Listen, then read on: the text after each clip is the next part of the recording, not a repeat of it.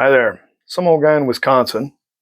Uh, Wanted to talk with you a little bit more about some of the things that have been happening with the end of the shutdown. One of the things that has not been getting a whole lot of airtime is a provision inside of HR 5371. That's the bill to do the continuing resolution to fund the government. That's the one that hasn't been passing through the Senate for 43 days before it finally was over.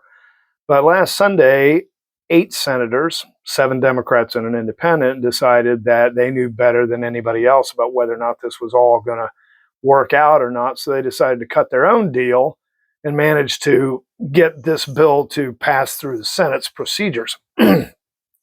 What we're seeing out of here is a provision, the section is 781 specifically of that bill, in which they are essentially enacting a national ban on hemp-based products that are intended for application or administration by humans. And that means either a lotion that you're looking at or um, uh, like a gummy, for example, something that you can consume.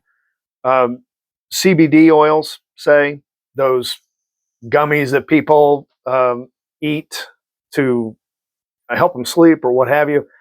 All of those products have been governed up to now by a law that limits the amount of a particular kind of THC called THC9.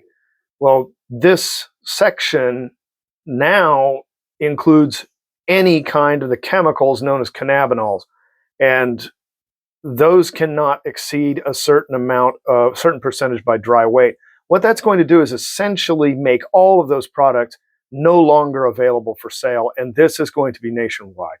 So they are. There were several attempts. Rand Paul of Kentucky really tried to get this off of that bill, whereas Mitch McConnell did his damnedest to make sure it stayed on, and it did stay on. It got signed by the president earlier this evening. Now, 1 year from now, all of those products are going to be illegal.